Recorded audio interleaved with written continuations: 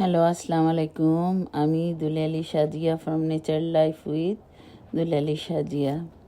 আমি আজকে আপনাদের একটা স্পেশাল অথেন্টিক বিফ রেসিপি করে দেখাবো। আপনারা একবার খেলে একদম ফিদা হয়ে যাবেন এবং বারবার খেতে চাবেন। একেবারেই মশলা ছাড়াই বলতে পারেন, অনেকটা সেরকম স্রেফ 2টা মশলা দিয়েই এই রান্নাটা হবে।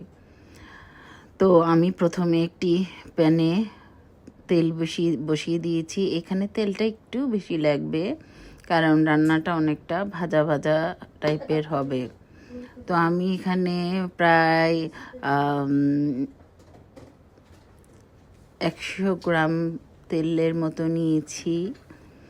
তো প্রথমে এখানে আমি মাটন নিয়েছি। আপনারা মাটন বিফ যে যা ইচ্ছা করে আপনারা দিয়ে রান্না করতে পারেন।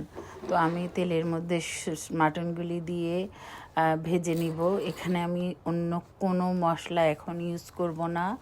মাটনগুলি যখন দিব আস্তে আস্তে করে আমরা ভাজবো, তখন তার ভেতর থেকে অনেক পানি বের হবে। আপনারা দেখতে থাকুন। এই রান্নার জন্য এখন নিয়েছি আমি কিছু পেঁয়াজ কুচি স্লাইস করে নিয়েছি চাকা চাকা, আর রসুন কোয়া, আদা কুচি, গোটা কিছু কাঁচামরিচ এবং বড় 2টা টমেটো আমি স্লাইস করে নিয়েছি। কারণ এখানে আমি 1.5 কেজি মাটন নিয়েছি, ওই অনুযায়ী আমি এই মশলাগুলো নিয়েছি। পেঁয়াজটা একটু বেশি লাগবে, কারণ এখানে আমি অন্য কোনো তেমন মশলা দিব না। মশলার মধ্যে শুধু আমি 1 চামচ আদা পেস্ট এবং 1 চা চামচ রসুন পেস্টই দিব। এখন আমি মাটনগুলিকে ভালো করে ওই তেলের মধ্যেই দেখুন উল্টিয়ে পাল্টিয়ে নেড়ে চেড়ে ঢেকে মিডিয়াম আঁচে ভেজে নেব। আমি বেশি জোরেও আঁচ দেব না, বেশি কম আঁচ দেব না, কারণ আমি এই আঁচে পানিগুলি ভিতর থেকে পানি বের হবে এবং মোটামুটি সিদ্ধ হতে সময় লাগবে। আর মাটনের বেশিরভাগ সময় দেখা যায় হাড্ডির পরিমাণটাই একটু বেশি থাকে, তো সেই হিসেবে বয়েল হতে একটু সময় নেয়। তো এবার দেখুন কতটা পানি বেরিয়েছে এই মাটন থেকে। এই পানিটা সম্পূর্ণ টেনে যাবে। আস্তে আস্তে আমি জাল দিতে থাকবো আর নাড়তে থাকবো, কিছুক্ষণ পর পর নেড়ে দেব এখানে। তো যাই হোক, এতক্ষণ যারা আমার চ্যানেলটা দেখছিলেন তারা যদি লাইক বাটনটা প্রেস না করে থাকেন, অবশ্যই লাইক বাটনটা প্রেস করে দিবেন এবং সুন্দর সুন্দর কমেন্টস করবেন। আপনাদের কমেন্টস আমাকে অনেক মোটিভেটেড করে এবং আমি আরও অনুপ্রাণিত হই ভালো কিছু করার জন্য। অ্যাকচুয়ালি আমরা তো নতুন, এখনও শিখছি। তো আপনারা সবাই সহায়তা করলে আমরা সামনের দিকে আরও এগিয়ে যেতে পারবো। তো আমি এখন এই পর্যায়ে হালকা পানি যখন টেনে গেছে, তখন আমি স্বাদ মতো লবণ দিয়ে দিয়েছি। এখানে আপনারা আপনাদের টেস্ট অনুযায়ী যে যেমন লবণ পছন্দ করেন ততটুকুই লবণ দিবেন। তারপর আবার আমি নেড়ে চেড়ে দিব এবং ঢেকে দিব। দেখবেন পানিটা আস্তে আস্তে কীভাবে বের হতে থাকে। এই লবণ দেওয়ার পরে আরও বেশি করে পানি বের হয়েছে ভিতর থেকে, দেখেছেন? এবং এই পানিটা পুরাই শুকাবে এবং দেখবেন আস্তে আস্তে কালারটা কীভাবে চেঞ্জ হয় এবং এটা অনেকটা আরাবিয়ান স্টাইল রান্না বলতে পারেন। কারণ এই পানিটার মধ্যেই একটু ভাজা ভাজা একটু পোড়া পোড়া হয়ে গেলে তখন আমি আমার একটা একটা করে বাকি মশলাগুলি দিব। আপনারা দেখবেন এত কম মশলায় এত সুন্দর রেসিপি হয়। যদি একবার বাসায় করে দেখেন তাহলে বুঝবেন। এই দেখেন পানিগুলি এই পর্যায়ে শুকিয়ে গেছে, সমস্ত তেল এখন যা আছে সব গোস্ত থেকে তেলগুলি বেরিয়ে গেছে। দেখেন কেমন একটু তেল বেরিয়ে একটু ফেনা ফেনা ভাব এসে গেছে। এখন আমি হালকা পোড়া পোড়া করে আরেকটু টানিয়ে নিব। টানিয়ে নিয়ে এখন আমি যেই টমেটোগুলি স্লাইস করে রেখেছিলাম সেগুলি দিয়ে দিব। সেগুলি দিয়ে একটু ভালো করে ভেজে কষিয়ে নিব। টমেটোগুলোকে ভাজতে ভাজতে দেখবেন টমেটোগুলো গলে যাবে। লাল লাল হয়ে গেছে। 1 চামচ আমি আদা পেস্ট দিয়েছি স্রেফ, আর 1 চা চামচ আমি রসুন পেস্ট দিব, তাও এখন না, কিছুক্ষণ পরে। আগে আমি রসুন পেস্টটা দিয়েছি এই কারণে, রসুন পেস্টটা আলাদা একটা ফ্লেভার আছে। ওই ফ্লেভারটা যখন একটু ভাজা ভাজা হবে তখন ওই ওই ফ্লেভারটা মাটনের ভিতর যাবে এবং টেস্টটা অন্যরকম হবে। কিছুক্ষণ ভাজা ভাজা পর আমি বাকি 1 চামচ আদা পেস্ট দিয়ে দিব এতে, কারণ স্রেফ এখানে বাটা মশলা বলতে এইটুকুই।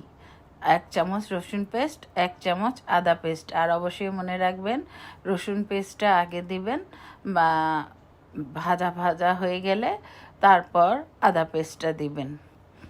তো বন্ধুরা, আপনারা যে যে আমার ভিডিওটা দেখেন এবং কমেন্টস করেন, আমি একটু দেরি হলেও কিন্তু সবার কাছে যাই, কমেন্টস অনুযায়ী সবার সাথে দেখা করে আসি।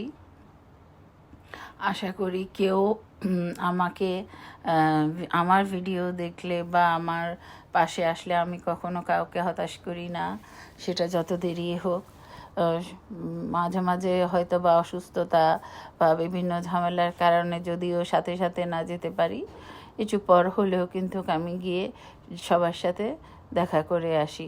দেখুন আস্তে আস্তে কালারটা কি সুন্দর হয়ে আসছে, কিভাবে রং আসছে।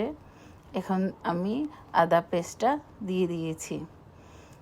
হ্যাঁ, আর এত কম মশলায়ও যে এত ভালো রান্না হয়, আমি ফার্স্ট টাইম এই মাটনটা করে দেখেছি এবং খেয়েছি। কোনো প্রকার গরম মশলা দেই নেই, কোনো প্রকার জিরা গুঁড়া ধনে গুঁড়া কিছু না, এত হালকা মশলায় আমি এই রান্নাটা করেছি। সবাই খেয়ে অ্যাপ্রিসিয়েট করেছে অনেক। আমি নিজেই নিজের কথা বলছি। তো যাই হোক, দেখতে থাকুন। এখন আমি আবার একটু ঢেকে দিয়েছি। এরকম করেই আমি আসলে এই রান্নাটা হতে সময় নেয় 1-1.5 ঘন্টা তো নেয়, প্রায় 1.5 ঘন্টার মতোই। অল্প আঁচ দিয়ে রান্না করলে 1.5 ঘন্টার মতোই নেয়। ভাজা ভাজা করে করতে হয় তো, আর পানিটা শুকাতে হয়, করতে হয়। এখানে আমি শুকনো মরিচের গুঁড়ো দিয়ে দিয়েছি আমার স্বাদ মতো। এইটা কিন্তু আমি সবাইকে বলবো যে সবার মরিচে ঝাল সমান না, সবাই ঝালও বেশি কম খায়। এটা যে যার টেস্ট অনুযায়ী স্পাইসটা ব্যবহার করবেন, কারণ টেস্টটা হচ্ছে সম্পূর্ণ, ঝালের টেস্টটা হচ্ছে নিজের উপরে। তাই আমি এটাকেও আপনাদের ফিক্সড করে বলে দিব না যে আপনারা কতটুকু দিবেন। আপনারা যে ঝাল বেশি পছন্দ করলে ঝাল বেশি দিতে পারেন, কম করলে কম দিতে পারেন। আমি এরপরে সামান্য আধা চা চামচের থেকেও কম হলুদের গুঁড়ো কিন্তু দিয়ে দিয়েছি, আপনারা দেখবেন। এই 2টা মশলা, আর এরপরে আমি আরেকটা মশলা দিব, সেটা হচ্ছে গোলমরিচের গুঁড়ো। আপনারা দেখতে থাকুন, এই কয়টা মশলা দিয়ে এই রান্নাটা হবে। তো যাই হোক, দেখুন আস্তে আস্তে কালার বের হচ্ছে। এখন আমার রান্না প্রায় কাছাকাছি হয়ে আসছে। এখন আমি কি দিয়ে দিচ্ছি, আদা কুচিগুলি দিয়ে দিচ্ছি এবং রসুনের কোয়াগুলি দিয়ে দিচ্ছি। দিয়ে নেড়ে চেড়ে গরম করে রাখা জাস্ট 1 কাপ পানি দিয়ে দিব ওইটাতে, যেন কোনো রকম সিদ্ধ না হয় এমন কোনো চিন্তা না থাকে, যেন খুব ভালোভাবে মাটনটা সিদ্ধ হয়, কোনো রিস্ক না থাকে। এই যে আমি গোলমরিচের গুঁড়োগুলি দিয়ে দিচ্ছি, দেখছেন আস্তে আস্তে কি সুন্দর কালার আসছে রান্নাটার। আপনারা এভাবেই রান্না করতে থাকবেন। সামান্য একটু 1 চিমটি পরিমাণ হলুদ গুঁড়ো দিয়ে দিচ্ছি কালারের জন্য, দেখেছেন। এখন ওই গরম করে রাখা 1 মগ পানি আমি এতে দিয়ে দিলাম। এই পানিটাতেই আমার পুরো রান্নাটা কমপ্লিট হয়ে যাবে। দেখতে থাকুন। আস্তে আস্তে, কারণ ভাজা ভাজা হলো, তারপর কষানো হলো, এরপর রান্নাটা কমপ্লিট হয়ে আসছে। হলো না একটা ভিন্ন ধরনের রান্না, টেস্ট করলে আপনারা আরও বুঝবেন। আর এই একটা রান্নার মধ্যে আপনার কেউ যদি টেস্টিং সল্ট পছন্দ করেন তাহলে আপনারা দিতে পারেন, এটা যার যার ব্যক্তিগত ব্যাপার। আর কেউ যদি পছন্দ না করেন, না দিতে পারেন। তো যাই হোক, আমি এখন পেঁয়াজগুলি একেবারে লাস্টের দিকে আমি পেঁয়াজ চাকগুলি দিয়ে দিয়েছি, যেন পুরা গলে না যায়, হালকা হালকা ওগুলি আস্ত থাকে, দেখতেও সুন্দর লাগবে এবং খেতেও ভালো লাগবে তার জন্য। আর আমি কাঁচামরিচ কিছু কেটে রেখেছিলাম একটু ব্যাকা করে, ওই কাঁচামরিচটাও আমি দিয়ে দিচ্ছি লাস্টে, যেন ঝালটা বেশি বের না হয় তার জন্য। কারণ আমি ঝালটা একটু কম মানে কম খাই, তাই আমি একদম লাস্টে দিয়েছি। আর আপনারা যদি ঝালটা বেশি পছন্দ করেন তাহলে আরও আগে দিতে পারেন, সেটা একান্ত আপনাদের ইয়ের উপর। তো কারণ কাঁচামরিচেরও একটা ফ্লেভার আছে খুব সুন্দর, ওটা রান্নাকে আরও সুন্দর করে। তো আমার রান্নাটা অলমোস্ট ডান, আপনারা দেখতে থাকুন। হয়ে গেছে আমার রান্না, দেখুন কতটা লোভনীয় হয়েছে কালারটা। আমি একদম পানিটা শুকিয়ে ফেলেছি, ভাজা ভাজা করে ফেলেছি, দেখেছেন কি সুন্দর টমেটোর কালারটা এসেছে, এবং দেখতেও কতটা লোভনীয় আছে, একদম নরম সফট হয়ে গেছে পুরা গোস্তটা। আর না খেলে বুঝবেন না যে আসলে কতটা টেস্ট হয়েছে। নিজে রান্না করে নিজেই রান্নার প্রশংসা করছি এবং আপনাদের সাথে শেয়ার করছি, কারণ একটা জিনিস ভালো হলে আসলে অন্যের সাথে বলতে এবং শেয়ার করতেও মজা লাগে।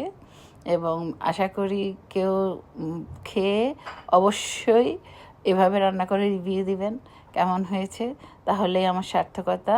আল্লাহ হাফেজ।